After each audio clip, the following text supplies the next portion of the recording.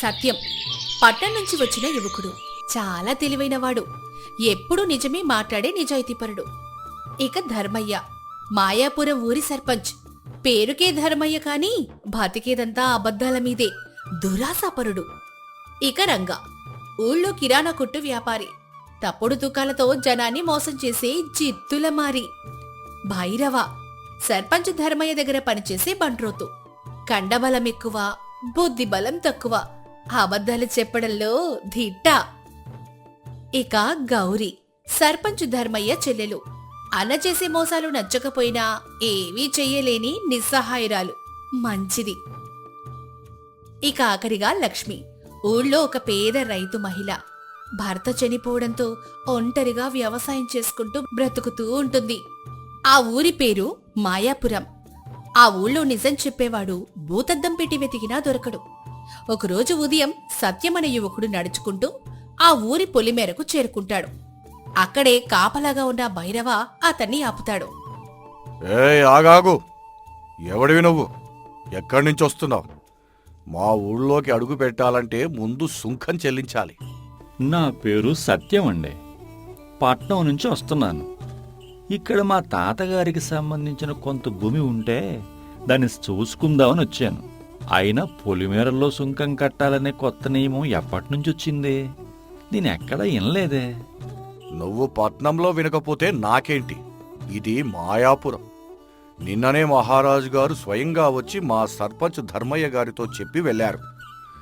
ఊళ్ళోకి వచ్చే కొత్త వాళ్ళు ఎవరైనా సరే 10 వరహాలు కట్టాల్సిందే. తీ, డబ్బులు తీ. మహారాజు గారు స్వయంగా వచ్చి చెప్పారా?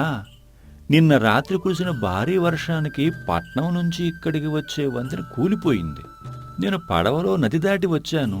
మరి మహారాజు గారు ఏ దారిలో వచ్చారో కాస్త చెబుతారా? గాల్లో ఎగురుకుంటూ వచ్చారా అయ్యా? అది మహారాజు గారికి ఇవన్నీ లెక్క ఏంటి? ఆయన గుర్రం వంతెన లేకపోయినా నదిని దూకేసిందంతే. ఎక్కువ ప్రశ్నలు అడగకు. 10 వరహాలు ఇస్తావా లేదా? సరేలే, మహారాజు గారి గుర్రం నదిని దూకిందంటే నమ్మాల్సిందే. కానీ నా దగ్గర 10 వరహాలు లేవు. వారం రోజుల్లో నా భూమి చూసుకుని తిరిగి వెళ్లేటప్పుడు ఖచ్చితంగా ఇస్తాను. అప్పటి వరకు నా మాట మీద నమ్మకం ఉంచు. నా పేరు సత్యం. నేను ఎప్పుడూ అబద్ధమే చెప్పను. అబద్ధం చెప్పవా? ఈ మాయాపురంలో నువ్వు ఎన్ని రోజులు బతుకుతావో నేను కూడా చూస్తానులే. వెళ్ళ, లోపలి వెళ్ళ. సత్యం ఊళ్ళోకి ప్రవేశిస్తాడు. ఊరి మధ్యలో ఉన్న రంగా కిరాణా కొట్టు దగ్గర జనం ఉన్నారు. లక్ష్మి అనే పేద మహిళ తన పొలంలో పండిన ధాన్యాన్ని తీసుకొచ్చి రంగాకి అమ్ముతోంది. సత్యం ఇదంతా దూరం నుంచి గమనిస్తున్నాడు. ఏంటే లక్ష్మి, ఈసారి ధాన్యం మరి తక్కువ తెచ్చావు? ఈ బస్తా బరువు కేవలం 30 కిలోలు మాత్రమే ఉంది. దీనికి నేను 10 రూపాయలు మాత్రమే ఇస్తాను. కావాలంటే తీసుకో, లేదంటే బస్తా వెనక్కి పట్టుకెళ్ళు. అలా అనకండి రంగాగారు. నేను స్వయంగా ఇంటికాడ తూకం వేసుకునొచ్చాను. అది ఖచ్చితంగా 50 కిలోలుంది. నా పొలంలో పండిన కష్టమంతా మీ ముందే పోసానయ్యా. దయచేసి మోసం చేయకండి. ఆ డబ్బులతోనే నేను నా పొలానికి ఎరువులు కొనుక్కోవాలయ్యా. నేను మోసం చేస్తున్నానా? ఏమే, నీకు పొగరు బాగా పెరిగిపోయింది. ఈ రంగా కొట్టులో ఎప్పుడైనా తప్పుడు తూకం వేయడం చూసావా? కావాలంటే నా త్రాసు చూసుకో. అది ఏకంగా కాశీ విశ్వనాథుడి గుడి నుంచి తెప్పించిన పవిత్రమైన త్రాసు. అందులో తూగితే దేవుడు స్వయంగా తూచినట్టే. మీరు దేవుడి పేరు చెప్తే నేనేం మాట్లాడగలను రంగాగారు. కానీ ఆ 10 రూపాయలతో నా కష్టం గట్టెక్కదయ్యా. దయచేసి ఇంకో 5 రూపాయలైనా అదనంగా ఇవ్వండి. మీకు పుణ్యం ఉంటుంది. పుణ్యాలు పాపాలు ఈ రంగాకి వద్దులే కాని, ఇదిగో ఈ 10 రూపాయలు తీసుకుని వెళ్ళు. లేదంటే ఆ ధాన్యం బస్తా ఇక్కడే వదిలేసి రేపు వచ్చి తీసుకెళ్ళు. సత్యం ఈ అన్యాయాన్ని చూసి తనలో తాను నవ్వుకుంటూ అక్కడ్నుంచి సర్పంచ్ ఇంటి వైపు నడుస్తాడు. సర్పంచ్ ధర్మయ్య తన ఇంటి అరుగు మీద దర్జాగా కూర్చొనున్నాడు. అతని చెల్లెలు గౌరీ ఇంట్లో నుంచి పూజా సామాగ్రి తీసుకొని బయటకు వస్తుంది. ధర్మయ్య ఆమెను ఆపుతాడు. ఏమ్మా గౌరీ, గుడికి వెళ్తున్నావా? వెళ్ళేటప్పుడు ఆ దేవుడికి నా తరపున కూడా ఓ దండం పెట్టమ్మా. ఈ ఊరి జనాల కష్టాలు తీర్చడానికి నేను పడుతున్న శ్రమను చూసి నాకు మరింత శక్తిని ఇవ్వమని అడుగు. దేవుడికి దండం పెడితే మీరు చేస్తున్న మోసాలు మాసిపోవన్నయ్యా. నిన్నగాక మొన్న రామయ్య పొలాన్ని మీ పేరు మీద అక్రమంగా రాయించుకున్నారు. ఇవాళేమో ధర్మం గురించి మాట్లాడుతున్నారు. మీకు అబద్ధాలు చెప్పడం అలవాటుగా మారిపోయింది. ఏయ్ నోర్ముయ్, నేను మోసం చేయడమేంటి? ఆ రామయ్య నా దగ్గర 10 ఏళ్ల క్రితం 1000 రూపాయలు అప్పు తీసుకున్నాడు. వడ్డీ చక్రవడ్డీ కలిపి అది 10,000 అయ్యింది. అది కట్టలేకపోయాడు. అందుకే వాడు భూమి నా సొంతమయ్యింది. ఇందులో నా తప్పేముంది? అంతా న్యాయప్రకారమే జరిగింది. 10 ఏళ్ల క్రితం రామయ్య ఊళ్ళోనే లేడు. అతను వలస వెళ్లిపోయి 5 ఏళ్లు మాత్రమే అవుతోంది. మీరు సృష్టించిన ఆ దొంగ పత్రాలు ఆ దేవుడికి తెలియవా? ఊళ్ళో సర్పంచ్గా ఉండి న్యాయం చేయాల్సిన మీరే ఇలా ప్రజల్ని పీడిస్తే ఎలా? నువ్వు మరీ ఎక్కువగా మాట్లాడుతున్నావు గౌరీ. ఇది మాయాపురం. ఇక్కడ నిజం చెబితే ఆకలితో చావాలి, అబద్ధం ఆడితేనే ఆందలాలు ఎక్కుతారు. ఇదంతా నీకోసం, మన ఇంటి పరువు కోసమే కదా చేస్తున్నాను. నువ్వు వెళ్ళి పూజ చేసుకో. నా వ్యవహారాలో మాత్రం తలదూర్చకు. గౌరీ విసుక్కుంటూ గుడివైపు వెళ్ళిపోతుంది. అదే సమయానికి సత్యం అక్కడికొస్తాడు. సత్యం సర్పంచ్ ధర్మయ్యను సమీపించి నమస్కారం చేస్తాడు. ధర్మయ్య సత్యాన్ని పైనుంచి కిందకు చూస్తాడు. నమస్కారం సర్పంచ్ గారు. నా పేరు సత్యం. నేను పట్నం నుంచి వస్తున్నానండి. రా నాయనా, పట్నం నుంచి ఈ మాయాపురానికి ఎందుకు వచ్చినట్లు? ఏమైనా వ్యాపారం చేద్దామనా, లేక దారి తప్పి వచ్చావా? దారి తప్పి రాలేదండి. మా తాతగారు వీరభద్రం గారు 15 ఏళ్ల క్రితం ఆయన ఇక్కడ కొనుగోలు చేసిన 5 ఎకరాల భూమి ఒకటి ఉంది. దానికి సంబంధించిన పత్రాలు నా దగ్గర ఉన్నాయి. ఆ భూమి ఎక్కడ ఉందో చూసుకుని పండించుకుందామని వచ్చానండి. వీరభద్రం గారి మనవడవా? ఓహో, ఆ భూమి గురించా నువ్వు వచ్చింది? నాయనా సత్యం, నువ్వు అనవసరంగా పట్నం నుంచి ఇంత దూరం శ్రమపడి వచ్చావు. ఆ భూమి ఇప్పుడు మీది కాదు. అదేంటండి, పత్రాలు నా దగ్గర ఉన్నప్పుడు భూమి నాది కాకుండా ఎలా పోతుంది? నీ దగ్గర ఉన్నవి పాత పత్రాలు. మీ తాతగారు చనిపోవడానికి ముందు ఆ భూమిని నాకే అమ్మేశారు. దానికి సంబంధించిన పూర్తి పత్రాలు నా దగ్గర ఉన్నాయి. పైగా భూమిలో నేను ఇప్పటికే పండ్ల తోట కూడా వేశాను. నువ్వు కావాలంటే ఊళ్ళో ఎవరినైనా అడుగు, ఆ భూమి ధర్మయ్యదే అని చెబుతారు. మా తాతగారు భూమి అమ్మేశారా? ఆయన చనిపోయే చివరి క్షణంలో కూడా ఈ భూమి నాకే చెందాలని వీలునామా రాశారు.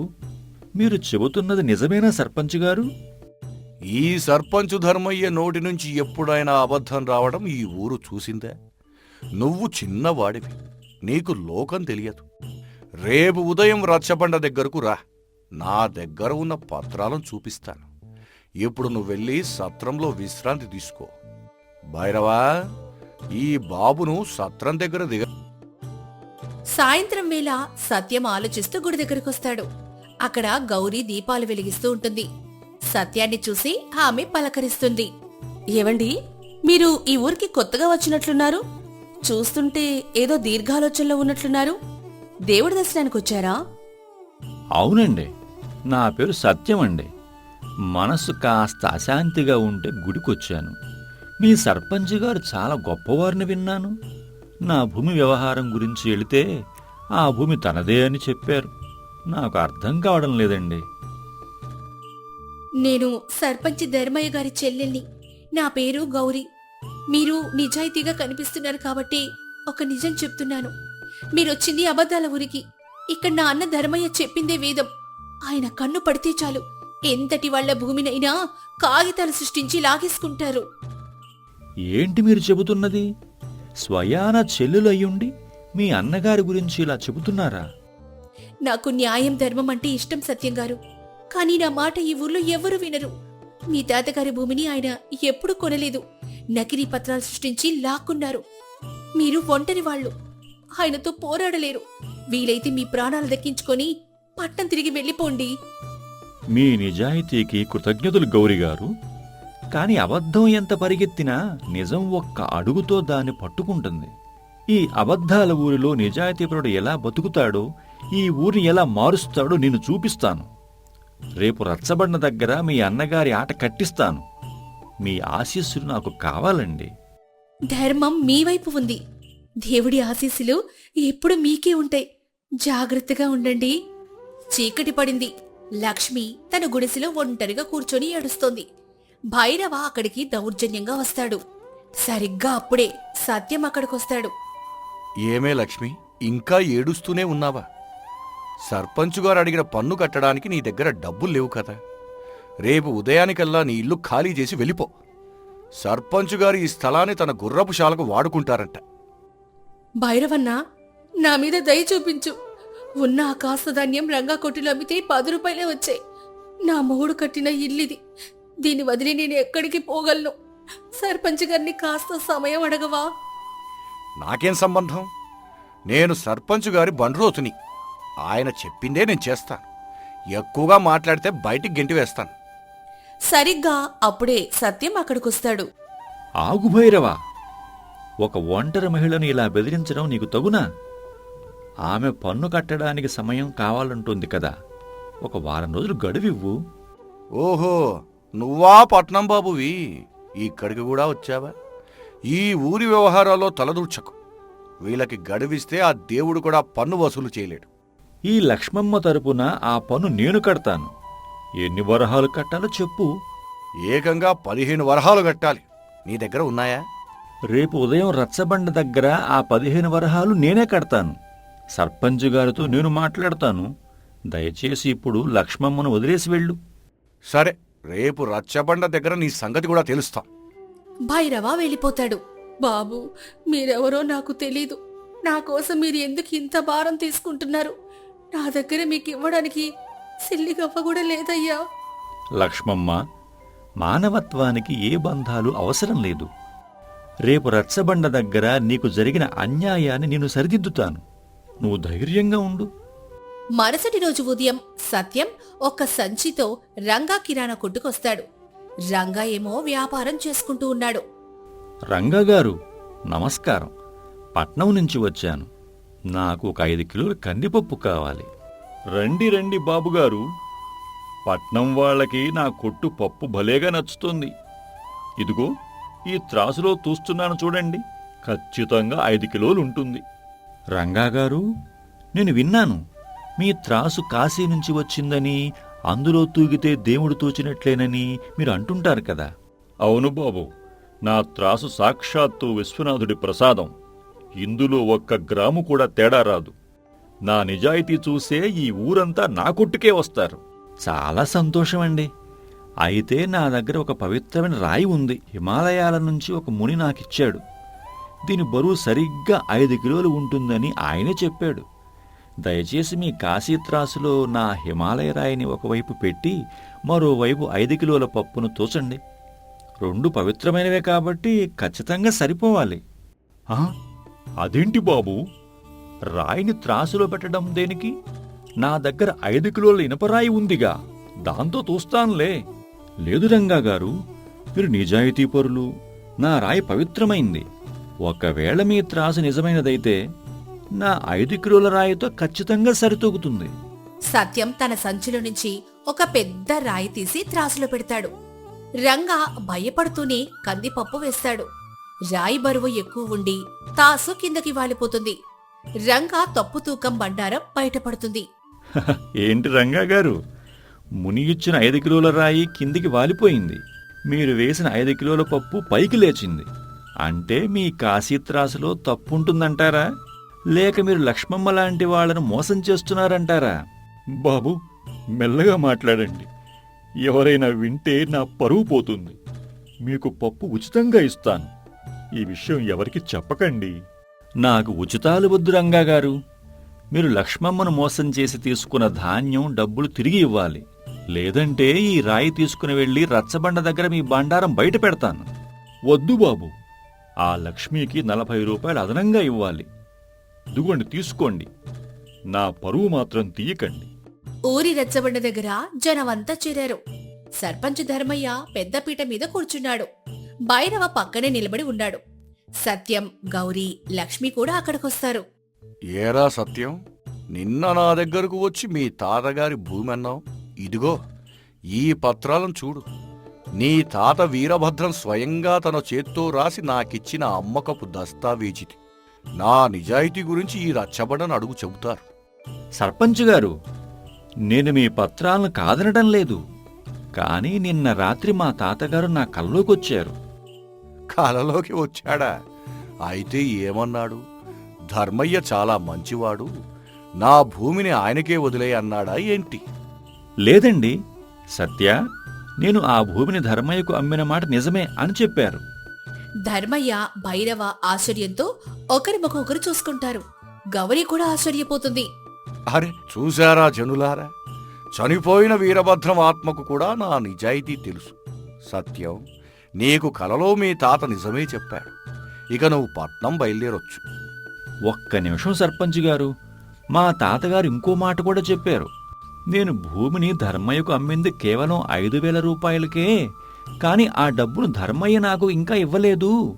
ఆ బాకీ రేపు రచ్చబండ దగ్గర నా మనవడు సత్యానికి చెల్లించమని ధర్మయ్యతో చెప్పు అని మా తాతగారు గట్టిగా చెప్పారు.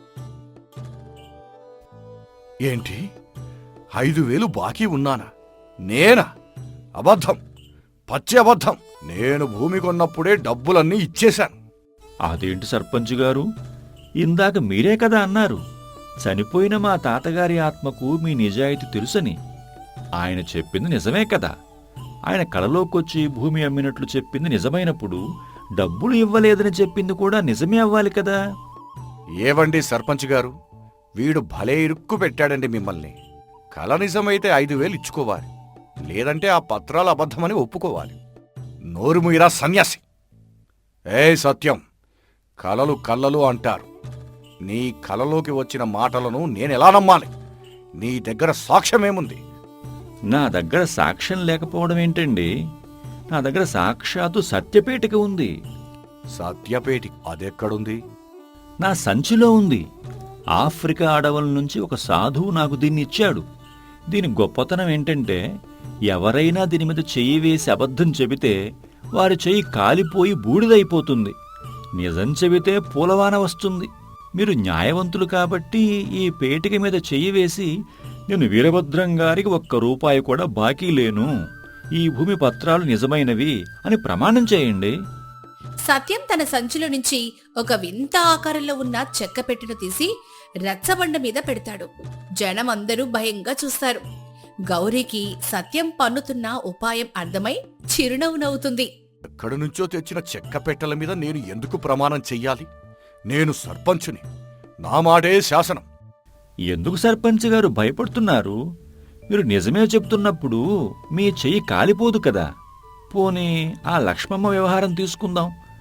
భైరవ, లక్ష్మమ్మ ఇంటి పన్ను 15 వరహాలు కట్టాలని నిన్న అన్నావు కదా. రా, ఈ పెట్టి మీద చెయ్యి వేసి ఆ మాట చెప్పు. బాబోయ్, నా చెయ్యి కాలిపోతే నేను కర్ర ఎలా పట్టుకోవాలి? నాకొద్దు బాబు, సర్పంచ్ గారు చెప్పమంటేనే నేను వెళ్ళాను. అసలు లక్ష్మమ్మకు ఎలాంటి పన్ను బాకీ లేదు. విన్నారు కదా జనులారా, వీళ్ళు నన్ను ఎలా మోసం చేసి నా ఇల్లు లాక్కోవాలని చూశారో మీరే సాక్ష్యం. రే భైరవా, నోరు జారుతున్నావా? భైరవ నిజమే చెప్పాడు కాబట్టి వాడి చెయ్యి సురక్షితంగా ఉంది. ఇప్పుడు మీ వంతు సర్పంచ్ గారు. రండి, పెట్టి మీద చెయ్యి వేయండి. మీరు నిజంగానే మా తాతగారి భూమికి డబ్బులు ఇచ్చారా, లేదా నకిలీ పత్రాలు సృష్టించారా? రచ్చబండ దగ్గర అవమానం భరించలేక ధర్మయ్య వాయిదా వేసి సత్యంతో ఒంటరిగా మాట్లాడడానికి గుడి దగ్గరకు పిలిపిస్తాడు. సత్యం, నువ్వు చాలా తెలివైనవాడివి, పట్నం కుర్రాడివి కదా, నీ బుర్ర బాగా పనిచేస్తుంది. ఆ చెక్కపెట్టెతో నన్నే భయపెట్టాలని చూశావు. కానీ నేను ధర్మయ్యను, ఈ ఊరి సర్పంచుని. నాతో పెట్టుకుంటే నీకే నష్టం. నాకేంటి నష్టం సర్పంచ్ గారు? నేను నిజాయితీగా ఉన్నాను. అబద్ధాల పునాదుల మీద కట్టిన మీ సామ్రాజ్యం కూలిపోవడానికి ఎంతో సమయం పట్టలేదు. సూటిగా విషయానికి వద్దాం. నీ భూమి నేను లాక్కున్న మాట వాస్తవమే. ఆ పత్రాలు నకిలీవే. కానీ ఇప్పుడు ఆ భూమి విలువ 10,000 రూపాయలు. నీకు నేను ఒక 5,000 ఇస్తాను. నువ్వు ఈ నిజం ఎవరికీ చెప్పకుండా పట్నం వెళ్ళిపో. నీ దారి నీది, నా దారి నాది. అబద్ధాలతో బతికే మీకు నిజం విలువ ఎలా తెలుస్తుంది సర్పంచ్ గారు? 5,000 కాదు కదా, 5 లక్షలు ఇచ్చినా నా తాతగారి భూమిని ఈ ఊరి ప్రజల నమ్మకాన్ని నేను అమ్ముకోను. ఏయ్, ఎక్కువగా మాట్లాడితే భైరవతో దెబ్బలు తినిపిస్తాను. రాత్రికి రాత్రి నిన్ను నదిలో పడేయిస్తాను. జాగ్రత్త. సత్యం ఎప్పుడూ భయపడదు సర్పంచ్ గారు. రేపు ఉదయం రచ్చబండ దగ్గర ఆ సత్యపేటిక మీద చెయ్యి వేయడానికి సిద్ధంగా ఉండండి. లేదంటే ఊరి జనం ముందు మీరే దోషిగా నిలబడతారు. సత్యం ధైర్యంగా అక్కడి నుంచి వెళ్ళిపోతాడు. ధర్మయ్య కోపంతో రగిలిపోతూ ఉంటాడు. రాత్రి సమయం. రంగా కొట్టు కట్టేసి ఇంటికి వెళ్లే సన్నాహాల్లో ఉంటాడు. ధర్మయ్య, భైరవ అక్కడికొస్తారు. రంగా, ఆ పట్నం కుర్రాడు సత్యంగాడు మన ఊరి వ్యవహారాల్లో బాగా తలదూర్చుతుంది. వాడి దగ్గర ఏదో సత్యపేటిక ఉందంట. రేపు రచ్చబండ దగ్గర నన్ను ప్రమాణం చెయ్యమన్నాడు. ఎలాగైనా ఈ రాత్రికి ఆ పెట్టెను కొట్టేయాలరా. బాబోయ్, ఆ సత్యంగాడి జోలికి నేను రాను సర్పంచ్ గారు. వాడెవడో మహానుభావుడిలా ఉన్నాడు. ఇవాళ ఉదయం నా త్రాసు బండారం ఒక ముని ఇచ్చిన రాయితో బయట పెట్టేశాడు. వాడు సామాన్యుడు కాదు. అవును సర్పంచ్ గారు, వాడు నిజంగానే దేవుడు దూతలాగా ఉన్నాడు. ఆ సత్యపేటిక మీద చెయ్యి వేస్తే కాలిపోవడం మాత్రం ఖాయం. మనం ఈ వ్యవహారం వదిలేయటం మంచిదేమో. మీరిద్దరూ పనికి మాలిన సన్నాసులరా.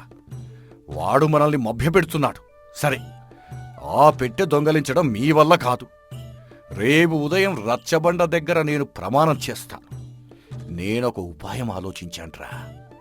ఆ సత్యంగాడి మాటలతోనే వాడిని చిత్తు చేస్తాను. మీరు కేవలం నాకు వంత పాడండి చాలు. మీ ఇష్టం సర్పంచ్ గారు. కానీ ఆ సత్యంతో పెట్టుకుంటే మన గుట్టు రట్టవడం ఖాయం. జాగ్రత్త. మరుసటి రోజు ఉదయం ధర్మయ్య రచ్చబండకెళ్లడానికి సిద్ధమవుతున్నాడు. గౌరీ ఎదురుగా వస్తుంది. అన్నయ్య, ఇప్పటికైనా బుద్ధి తెచ్చుకోండి. ఆ సత్యంగారు సామాన్యుడు కాదు. నిజాయితీకి ఉన్న శక్తి ముందు మీ అబద్ధాలు నిలబడవు. ఆ పత్రాలు నకిలీవని ఒప్పేసుకొని ఆయన భూమి ఆయనకిచ్చేయండి. నువ్వు నాకు నీతులు చెప్పకు గౌరీ. వాడు తెచ్చిన ఆ చెక్క పెట్టెలో ఎలాంటి మాయా లేదు. అది నన్ను భయపెట్టడానికి వాడు ఆడిన నాటకం. ఈవాళ నేను ఆ పెట్టె మీద చెయ్యి వేసి నా చేతికి ఏమీ కాలేదని నిరూపిస్తాను. దాంతో ఊరి జనం ముందు వాడి పరువు పోతుంది. ఆ పెట్టెలో మాయుందో లేదో నాకు తెలియదు, కానీ నీ మనసులో మాత్రం విషం నిండిపోయింది. దేవుడు అంతా చూస్తున్నాడు. ఈ ఊళ్ళో దేవుడు కూడా నా పక్షానే ఉంటాడు. నేను వెళ్లి రచ్చబండ దగ్గర ఆ సత్యం పరిపడతాను చూడు. ఊరి జనమంతా రచ్చబండ దగ్గర ఆసక్తిగా ఎదురుచూస్తున్నారు. సత్యం తన సత్యపేటికను రచ్చబండ మీద పెట్టి నిలబడున్నాడు. ధర్మయ్య దర్జాగా నడుచుకుంటూ వస్తాడు. వెనకాలే భైరవ, రంగా, గౌరీ కూడా వస్తారు. లక్ష్మమ్మ ముందు వరుసలో నిలబడుంది. రండి సర్పంచ్ గారు. మీకోసం ఈ ఊరంతా ఎదురు చూస్తోంది. మీరు న్యాయవంతులని నిరూపించుకోవడానికే ఇది సరైన సమయం. ఈ సత్యపేటిక మీద కుడి చెయ్యి వేసి మా తాతగారి భూమి మీరు కొన్నది నిజమే అని ప్రమాణం చేయండి. ఓష్, ఇంతే కదా. నేను ధర్మయ్యని, ఈ మాయాపురానికి మహారాజు లాంటోణ్ణి. నేను అబద్ధం చెప్పాల్సిన అవసరం నాకేమీ లేదు. ఇదిగో ఈ పెట్టె మీద నా చెయ్యి. ధర్మయ్య ధైర్యంగా వెళ్లి తన కుడి చేతిని ఆ చెక్క పెట్టె మీద వేస్తాడు. అందరూ ఊపిరి బిగబెట్టి చూస్తూ ఉంటారు. కొద్ది క్షణాలు గడుస్తాయి. ఏమీ జరగదు. ధర్మయ్య గట్టిగా నవ్వుతాడు. చూశారా జనులారా? చూశావా సత్యం? నా చెయ్యి ఏమైనా కాలిపోయిందా? లేదు కదా. నేను చెప్పిందే నిజం. వీరభద్రం భూమి నాదే. ఈ సత్యంగాడు నన్ను మోసం చేయడానికి ఈ దొంగ పెట్టెను తెచ్చాడు. వీడిని ఊళ్ళో నుంచి తరివేయండి. జనం కొనుక్కోవడం మొదలు పెడతారు. భైరవ, రంగా ఆనందపడతారు. గౌరీ ఏమో ఆందోళనగా సత్యం వైపు చూస్తుంది. సత్యం మాత్రం ప్రశాంతంగా నవ్వుతూ ఉంటాడు. శాంతించండి జనులారా. మీరు పెట్టె మీద చెయ్యి వేశారు. మీ చెయ్యి కాలిపోలేదు. సంతోషం. కానీ నేను ఇందాక ఒక మాట చెప్పాను, గుర్తుందా? నిజం చెబితే పూలవాసన వస్తుంది అని చెప్పాను. మీ చేతికి పూలవాసన వస్తుందా? ధర్మయ్య కంగారుగా తన చేతిని వాసన చూసుకుంటాడు. అందులో నుంచి ఎలాంటి వాసన రాదు. వాసన? ఏ వాసన రావడం లేదు. ఇందులో నా తప్పేముంది? నీ పెట్టెలోనే లోపం ఉందేమో. కాదు సర్పంచ్ గారు. ఆ సత్యపేటికకు ఒక చిన్న నియమం ఉంది. అబద్ధం చెబితే చెయ్యి కాలిపోతుంది, నిజమే. కానీ అది కేవలం లోపల ఏమీ లేని ఖాళీ పెట్టె అయినప్పుడే. ఏం మాట్లాడుతున్నావు నువ్వు? ఆ పెట్టె లోపల నేను నిన్న రాత్రి ఒక నల్లటి మసి పూసి ఉంచాను. ఎవరైనా నిజం చెబితే వాళ్ళు నిర్భయంగా పెట్టె మీద చెయ్యి గట్టిగా ఆనిస్తారు. అప్పుడు ఆ మసి వాళ్ళ చేతికి అంటుకుంటుంది. కాని అబద్ధం చెప్పేవాడు తన చెయ్యి ఎక్కడ కాలిపోతుందో అన్న భయంతో పెట్టెను పైపైన మాత్రమే తాకుతాడు. సత్యం ధర్మయ్య చేతిని అందరికి చూపిస్తాడు. ధర్మయ్య చేతికి ఎలాంటి నల్లటి మసి అంటుకొనైతే ఉండదు. చూశారా జనులారా, సర్పంచ్ గారి చేతికి బొగ్గుమసి అంటలేదు. అంటే ఆయన తన చెయ్యి కాలిపోతుందేమో అన్న భయంతో పెట్టెను గట్టిగా తాకకుండా కేవలం పైపైన స్పృశించారు. నిజంగా ఆయన భూమి కొనుంటే ఆయనకు ఆ భయం ఎందుకు ఉంటుంది? అవునన్నయ్యా, మీరు నిజం చెబితే ఆ పెట్టెలో ఉన్న మసి మీ చేతికి ఎందుకంటలేదు? మీ భయమే మీ అబద్ధాన్ని బయట పెట్టింది. అంటే సర్పంచ్ గారు ఆ పత్రాలు నకిలీవి సృష్టించారన్నమాట. ఈ సత్యం బాబు తెలివితేటలు దేవుడిచ్చినవి. ఇది మోసం. నన్ను నమ్మించడానికి ఇలా వలవన్నావా? దీన్ని మోసం అనరు సర్పంచ్ గారు, ఉపాయం అంటారు. మీ కళ్లకు గంతులు కట్టిన అబద్ధాల పొరను తొలగించడానికి వాడిన చిన్న సత్యం ఇది. నేను తెచ్చిన ఈ పెట్టెలో ఎలాంటి మహత్యం లేదు. ఇది మామూలు చెక్క పెట్టె. దీనికి చేతులు కాల్చే శక్తిగాని పూలవాసనలు ఇచ్చే శక్తిగాని లేవు. నేను ఆడిన ఒకే ఒక్క అబద్ధం మీ జీవితకాలపు అబద్ధాలను బట్టబయలు చేసింది. బాబోయ్, నన్ను క్షమించండి ఊరుజనులారా. ఈ సర్పంచ్ గారు నన్ను బెదిరించి మీ అందరికీ తప్పు తూకాలు వేయమన్నాడు. లక్ష్మమ్మ ఇంటిని లాక్కోవడానికి వీళ్లే నాటకం ఆడారు. నాది తప్పే. దయచేసి నన్ను వదిలేయండి. నేను కూడా నిజం చెప్పేస్తున్నాను జనులారా. వీరభద్రం గారి పత్రాలను సర్పంచ్ గారే స్వయంగా తన ఇంట్లో కూర్చొని సృష్టించారు. నాకెలాంటి సంబంధం లేదు. నన్ను దేవుడు లాంటి ఈ సత్యం బాబు నుంచి కాపాడండి. చూశారు కదా సర్పంచ్ గారు, మీ బంట్రోతు, మీ వ్యాపారి అందరూ నిజం కక్కేశారు. మీ అబద్ధాల సామ్రాజ్యం కుప్పకూలిపోయింది. ఈ ఊరి జనం అమాయకులు. వాళ్ల భయాన్ని ఆసరాగా తీసుకుని మీరు ఇన్నాళ్లు పాలించారు. కాని ఒక నిజాయితీపరుడు అడుగు పెడితే ఎంతటి అబద్ధమైనా పటాపంచులు కావలసిందే.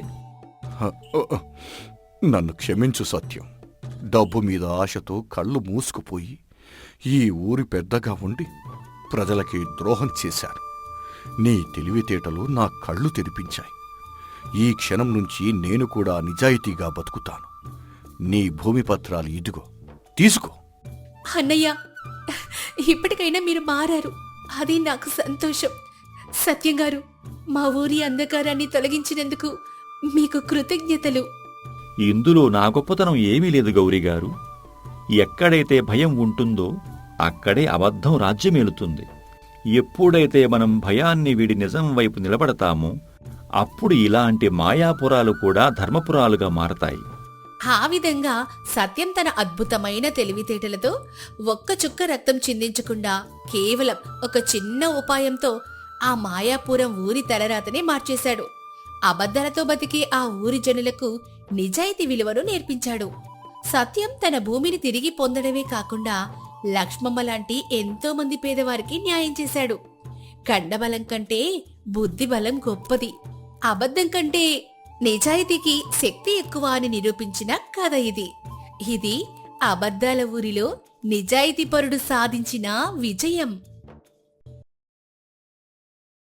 అనగనగా చంద్రగిరి అనే సువిశాల మహాసామ్రాజ్యం. ఆ రాజ్యాన్ని ధర్మవర్మ అనే మహారాజు పాలిస్తున్నాడు. ఆయనకు ప్రజలంటే ప్రాణం, ధర్మం అంటే దైవం. ఆ రాజ్యానికి మహామంత్రి సుమతి. సుమతి బుద్ధిబలం ముందు బృహస్పతి కూడా తలవంచాల్సిందే అని పొరుగు రాజ్యాల రాజులు కూడా భయపడుతూ ఉంటారు. చంద్రగిరి రాజ్యంలో ఆ సంవత్సరం వానలు బాగానే కురిశాయి. పంటలు అద్భుతంగా పండాయి. కానీ అకస్మాత్తుగా రాజ్యంలో కరువు ఛాయలు అలుముకున్నాయి. ఎక్కడ ఒక్క ధాన్యం గింజ కూడా దొరకడం లేదు.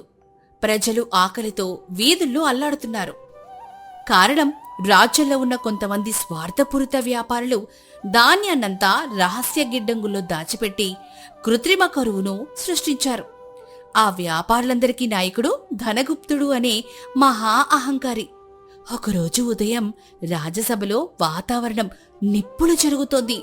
సింహాసనం మీద ధర్మవర్మ కోపంతో రగిలిపోతూ ఉండగా సభ మధ్యలో ధనగుప్తుడు ఎంతో గర్వంగా నిలబడున్నాడు. ధనగుప్త, ఎంత సాహసం నీకు! నా రాజ్యంలో పుట్టి నా నేల మీద పండిన ధాన్యాన్ని దాచిపెట్టి నా ప్రజల ప్రాణాలతో చెలగాటమాడతావా? నిన్ను నీ వ్యాపార మిత్రులను ఇప్పుడే నడివీధిలో నిలబెట్టి చెరసాలలో జీవితాంతం బంధించగలను తెలుసా? క్షమించాలి మహారాజా. నన్ను కారాగారంలో బంధిస్తే మీ ప్రజల కడుపు నిండుతుందనుకుంటే నిరభ్యంతరంగా బంధించండి.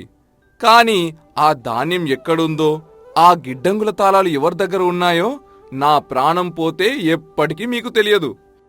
మీ ప్రజలు ఆకలితో మాడి మసవ్వాల్సిందే. ఈ రాజ్యంలో ఉన్న ధాన్యం మొత్తం ఇప్పుడు నాగుపెట్లో ఉంది. నోరు మొయ్ నీచుడా! మహారాజు గారితోనే బేరాలు ఆడతావా? నిన్ను కఠినంగా విచారిస్తే ఆ ధాన్యం ఎక్కడుందో నీ ఎంతట నువ్వే కక్కుతావు. భటులారా, వీడిని బంధించండి. సేనాపతి గారు, ఆవేశపడిన ప్రతివాడు రాజనీతజ్ఞుడు కాలేడు. నన్ను బంధిస్తే నా అనుచరులు ఆ ధాన్యాన్ని రాత్రికి రాత్రే బూడిద చేస్తారు.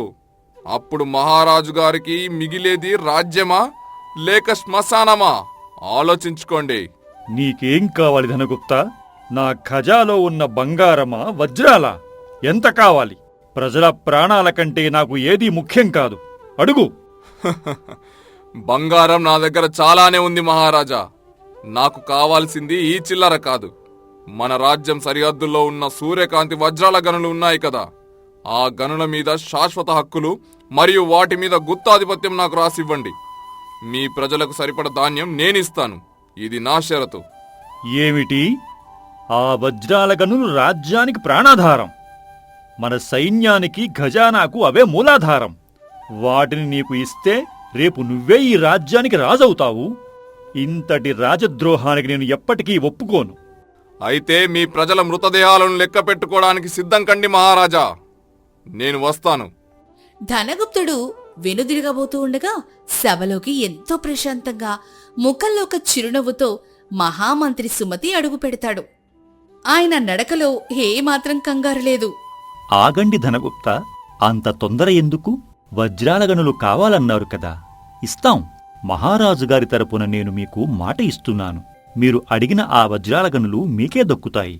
సుమతి, ఏమిటి నువ్వు మాట్లాడుతున్నది? ఆ గనులు వాడికి ఇస్తే రాజ్య భవిష్యత్తు ఏమవుతుందో తెలుసా? నమ్మకం ఉంచండి మహారాజా, ప్రాణాల కంటే గనులు ముఖ్యం కాదు కదా. ఆహా, చంద్రగిరి సామ్రాజ్యంలో బుద్ధిమంతుడంటే ఒక్క మంత్రి సుమతి గారు మాత్రమే. మహామంత్రి గారు, ఈరోజు రాత్రికి గనుల దస్తావేజులు నా ఇంటికి పంపించండి. రేపు ఉదయం కల్లా బజారులోకి నా ధాన్యం వస్తుంది. వస్తాను మహారాజా. గర్వంగా సభ నుంచి వెళ్ళిపోతాడు. సభ ముగిసిన తర్వాత అంతఃపురంలో మహారాజు సేనాపతి, మహామంత్రి సుమతి మాత్రమే ఉంటారు. వాతావరణం చాలా ఉద్రిక్తంగా ఉంటుంది. మహామంత్రి గారు, మీరు చేసింది ముమ్మాటికి రాజద్రోహమే. ఒక వ్యాపారి బెదిరింపులకు భయపడి సామ్రాజ్యపు గుండెకాయలాంటి వజ్రాల గనులను రాసిచ్చేస్తారా? నా సైన్యానికి ఆజ్ఞ ఇచ్చి ఉంటే వాడిని పాతాళంలో ఉన్నా పట్టి తెచ్చేవాణ్ణి. ఆ ధాన్యం గిడ్డంగులను మా సైన్యం వెతికి పట్టుకునేది. సేనాపతి, నీ ఆవేశానికి ఉన్న పదును నీ ఆలోచనకు లేదు మిత్రమా. మనం వాడిని చెరసాలలో బంధిస్తే వాడి వెనుక ఉన్న వందలాది వ్యాపారులు ప్రాణభయంతో తమ వద్ద ఉన్న ధాన్యాన్ని కాల్చేస్తారు, లేదా పొరుగు రాజ్యాలకు రహస్యంగా తరలిస్తారు. అప్పుడు ఏమవుతుంది? మంత్రిగారు చెప్పిన దాంట్లో నిజం ఉంది వీరసింహ. కాని సుమతి, ఆ వజ్రాల గనులు వాడి చేతికి వెళితే వాడు సృష్టించే సైన్యం ముందు మన రాజరికం తలవంచాల్సి వస్తుంది.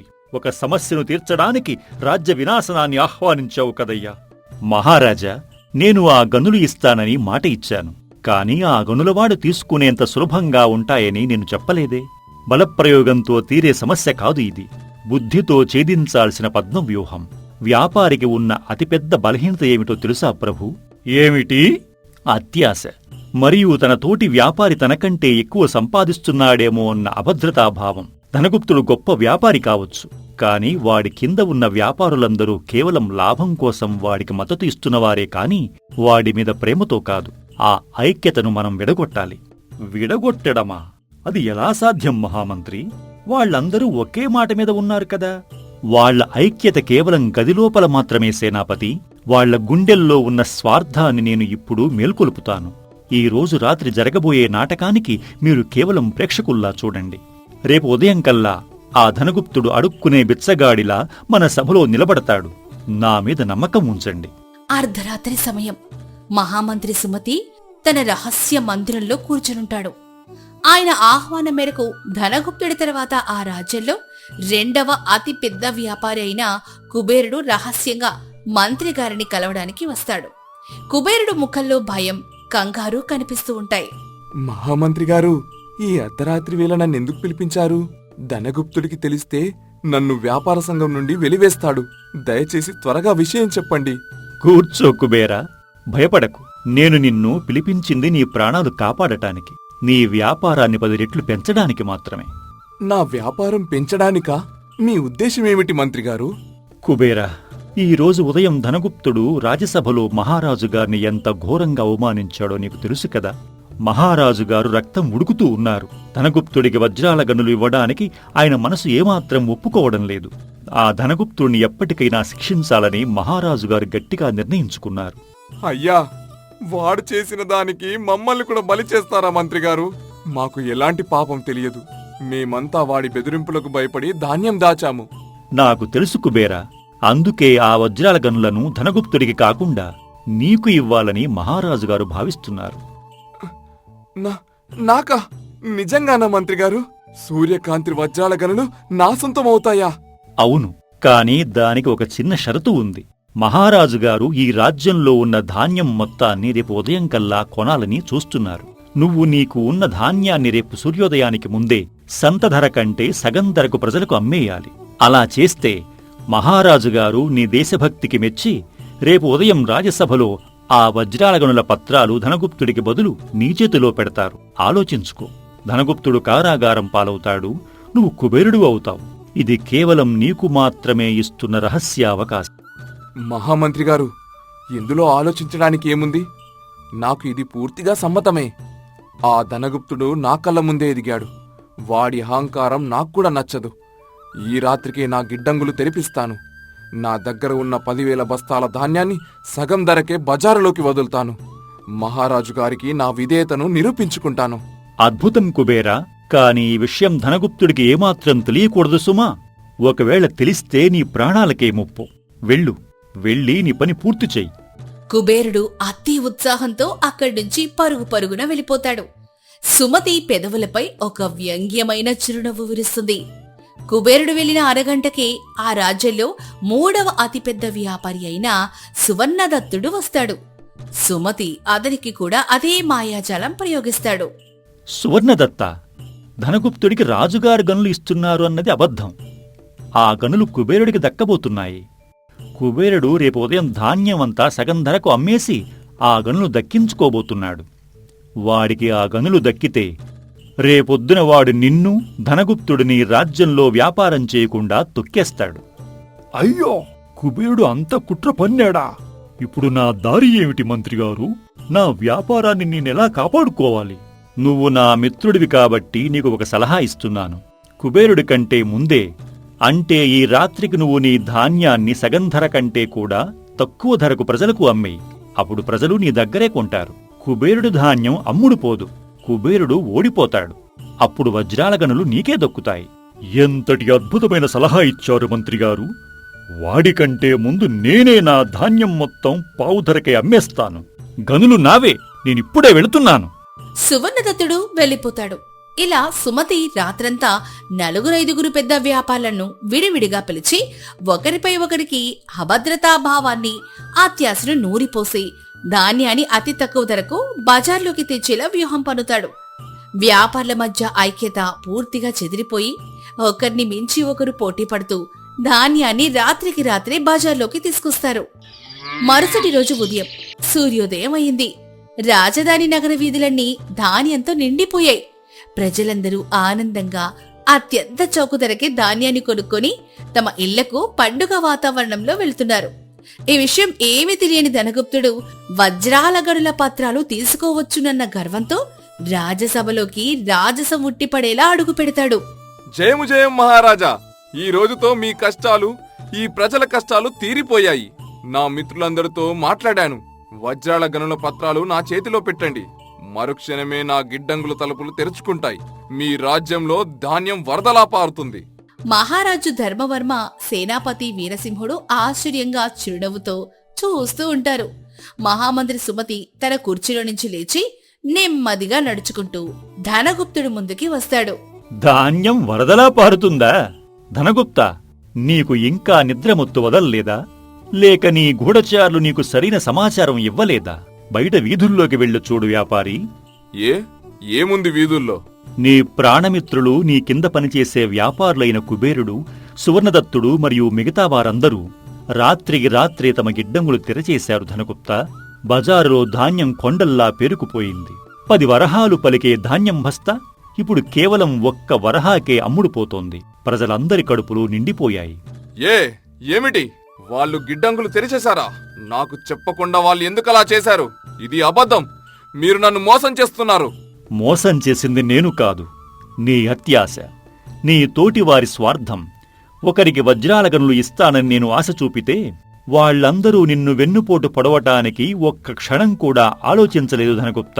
ఇది వ్యాపారం. ఇక్కడ శాశ్వత మిత్రులు ఉండరు, శాశ్వత లాభాలు మాత్రమే ఉంటాయి. అయ్యో ద్రోహులారా, ఎంత పని చేశారు! నా దగ్గర 1,00,000 బస్తాల ధాన్యం ఉందే. ఇప్పుడు బజారులో ధాన్యం ధర పడిపోతే ఆ ధాన్యాన్ని ఎవరు కొంటారు? నా పెట్టుబడి అంతా మట్టిపాలైపోయిందే. మహారాజా, నాకు వజ్రాల గనులు వద్దు దొరా. నా ధాన్యాన్ని కనీసం సగం ధరకైనా మీరే కొనుగోలు చేసి నన్ను ఆదుకోండి. నేను నాశనమైపోయాను. సిగ్గులేదా నీకు ధనగుప్త? నిన్నటిదాకా నా ప్రజలు ప్రాణాలు పోయినా పర్వాలేదు, నీకు గన్లు కావాలని పట్టుబట్టావు. ఇప్పుడు నీ వ్యాపారం పడిపోయేసరికి ఆపదలో ఉన్నానని వేడుకుంటున్నావా? మహామంత్రిగారు, వీడికి ఎలాంటి సహాయం చెయ్యకూడదు. శాంతించండి మహారాజా. ధనగుప్త, నీ ఒప్పందం ప్రకారం నువ్వు మాకు ధాన్యం ఇవ్వాలి, మేము నీకు గనులు ఇవ్వాలి. కాని ఇప్పుడు నీ ధాన్యానికి బజారులో విలువలేదు. మట్టితో సమానమైన నీ ధాన్యం మాకు వద్దు, నీకు గనులు రావు. నీ ఆట ముగిసింది. మహామంత్రిగారు, నిన్న నా సైన్యం చేయలేని పనిని ఈ రోజు మీ బుద్ధిబలం చేసి చూపించింది. శభాష్ భటులారా! రాజద్రోహం క్రింద, కృత్రిమ ఎరువులు సృష్టించిన నేరం కింద ఈ ధనగుప్తుడిని వెంటనే బంధించి చెరసాలలో వెయ్యండి. వీడి ఆస్తులను జప్తు చేయండి. అయ్యో, నా అత్యాశ నా కొంప ముంచింది. దేవుడా, నాకెంత గర్వముంటే కన్న తల్లి లాంటి రాజ్యాన్ని వజ్రాల కోసం బేరం పెడతాను. నన్ను క్షమించండి మహారాజా, నన్ను క్షమించండి. భటులు ధనగుప్తుణ్ణి లాక్కునెళ్ళిపోతారు. కుబేరుడు, సువర్ణదత్తుడు లాంటి ఇతర వ్యాపారులందరూ భయంతో వణికిపోతూ సభలోకొచ్చి మహారాజు పాదాలపై పడి క్షమాపణలు వేడుకుంటారు. మమ్మల్ని క్షమించండి ప్రభు. మంత్రిగారి మాయలో పడి మేము నిజం తెలుసుకోలేకపోయాము. మాకు వజ్రాల గనులు వద్దు దొరా. మా ప్రాణాలు విడిచిపెట్టండి. కుబేరా, వజ్రాల గనులు అనేవి భూమిలో ఉంటాయి. కాని నా దృష్టిలో నిజమైన వజ్రాలు ఈ రాజ్యపు ప్రజలు. వారిని కాపాడటానికి ఒక చిన్న మాయ చేశాను, అంతే. వీరు తమ స్వార్థం కోసమైనా రాత్రికి రాత్రే ప్రజలకు అతి తక్కువ ధరకు ధాన్యం అందించి ప్రాణాలు కాపాడారు. కాబట్టి వీరికి మరణశిక్ష వేయకండి, జరిమానా విధించి వదిలేయండి. నీ నిర్ణయమే నా శాసనం సుమతి. సుమతి, ఈ రోజు నువ్వు కేవలం ఒక కరువును మాత్రమే తీర్చలేదు, రక్తం చుక్క నేల రాలకుండా ఒక పెద్ద కుట్రను ఛేదించావు. రాజ్యానికి ఆపద వస్తే కండబలం కంటే బుద్ధిబలం 100 రెట్లు గొప్పదని నిరూపించావు. చంద్రగిరి సామ్రాజ్యం నీకు ఎప్పటికీ రుణపడి ఉంటుంది. మహారాజా, మంత్రి బాధ్యత రాజును కీర్తించడం కాదు, రాజ్యానికి రక్షణ కవచంలా నిలబడటం. ధర్మం గెలవాలంటే అప్పుడప్పుడు బుద్ధికి పదును పెట్టాలి. నా ప్రాణం ఉన్నంతవరకు ఈ సామ్రాజ్యపు గాలిని కూడా ఎవరూ తాకలేరు ప్రభూ. అలా మహామంత్రి సుమతి తన అపారమైన తెలివితేటలతో స్వార్థపరులైన వ్యాపారుల మానసిక బలహీనతలను ఉపయోగించుకొని ఒక రక్తరహిత విజయాన్ని సాధించాడు. అత్యాశకు పోతే ఉన్నది కూడా ఊడిపోతుంది అని ధనగుప్తుడి పతనం ఈ లోకానికి చాటి చెప్పింది. సుమతి లాంటి తెలివైన మంత్రి ఉన్న ఆ చంద్రగిరి సామ్రాజ్యం ఆ తర్వాత ఎన్నో తరాల పాటు సుభిక్షంగా, సుసంపన్నంగా విలసిల్లింది.